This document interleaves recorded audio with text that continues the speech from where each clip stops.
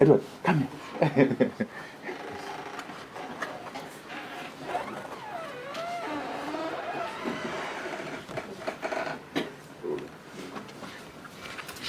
Are we set? Let us close that door.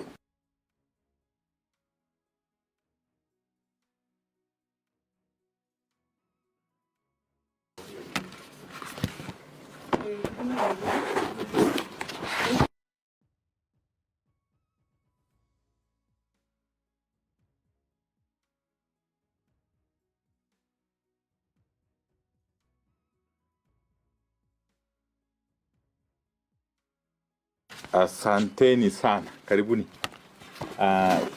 Let me start by doing some very short introductions. On my right is the new PS Petroleum, Wandayi Kelo. I'm sure you know him.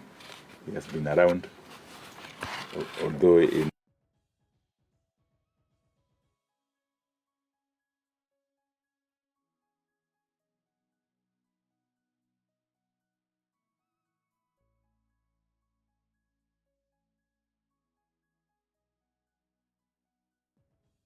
here.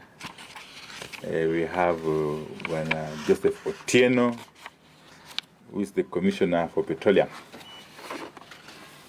So this is basically a brief to the country, an update to the country in relation to the prevailing situation around petroleum supply.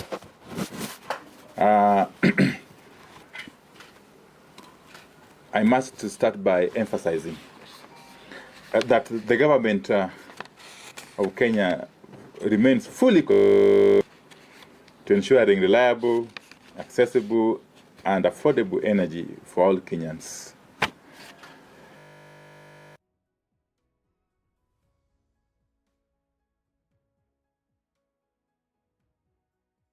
The economy moving and protect citizens from unnecessary shocks. I wish to shed more light on two key issues which have become pertinent in the recent past. That is supply and price. Now on supply, Kenya remains secure. Fuel continues to arrive as scheduled. Storage levels are stable, and distribution across the country is ongoing without any interruption. In short, there's no national shortage whatsoever. And systems at the port of Mombasa and the inland depots continue to operate normally. We have, as a matter of fact, institutionalized spot checks at all levels of storage and supply to ensure full compliance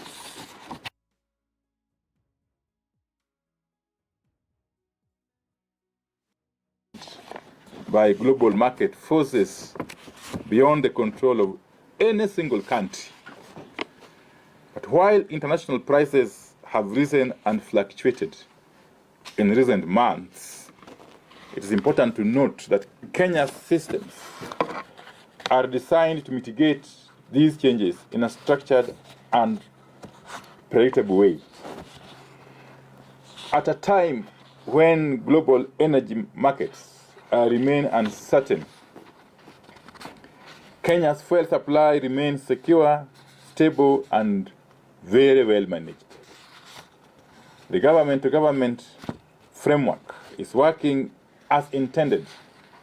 That is, anchoring supply, reducing exposure to volatility, and providing a buffer during global uncertainty.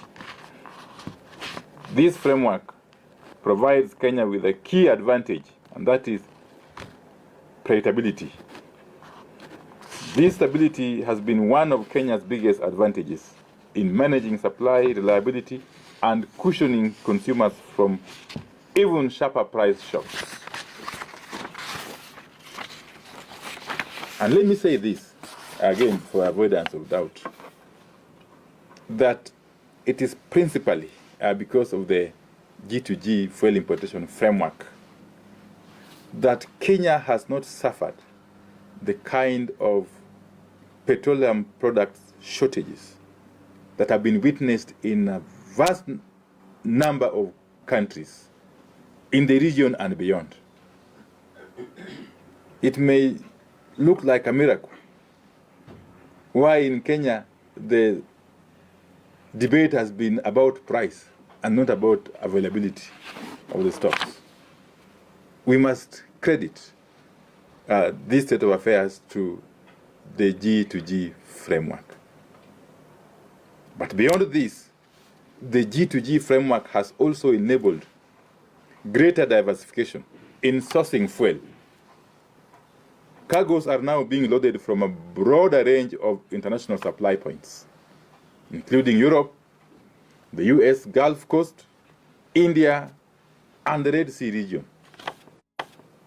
Again, let me clarify, because a while back, there was a misrepresentation from certain political quarters that Kenyan fuel was not passing through the Strait of Hormuz. It's laughable, because as a matter of fact, the bulk of our fuel cargoes over time have been loaded from the ports of Jebel Ali, the port of Ruwais, and to some extent the port of Fujairah, all in the UAE, within the Strait of Hormuz space. So it's a fact that the Strait of Hormuz closure affected our primary supply route directly. And because of the G2G framework, which has proved to be extremely resilient, we have been able to diversify the ports of loading, as I've indicated. And that is to say that our international oil company suppliers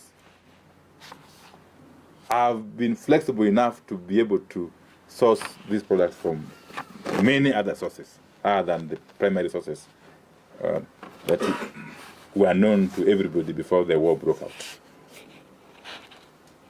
And so for those who are making those allegations, you can see that you are either mistaken or you are outrightly malicious in your outbursts.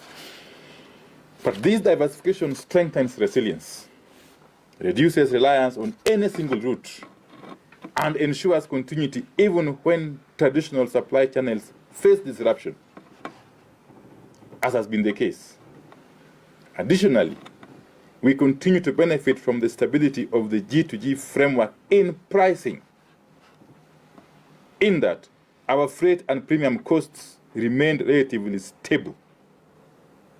And let me again explain this. Freight and premium are a key component of the landed cost in Mombasa. That, I'm sure, is now clear to everybody. The other component being, of course, the international benchmark price, which continues to fluctuate. Okay? But because under the G2G framework, freight and premium component is fixed, we were able to, this was able to make us as a country benefit extensively, even as other countries were contending with the skyrocketing of the freight and premium in the market.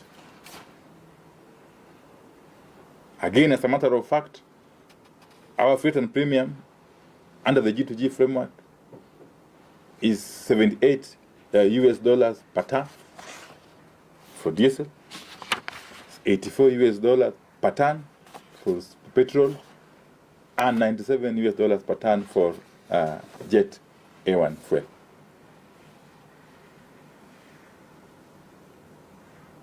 While some markets, which were exposed to open spot purchasing, experienced freight and premium costs rising to approximately US $250 to $300 per ton during this period. And you can imagine the difference. Let me continue by saying that there are early signs that global pressures may begin to ease. Changes in demand patterns and improved supply routing are gradually stabilizing international markets. And while the situation remains fluid and unpredictable, the direction is encouraging.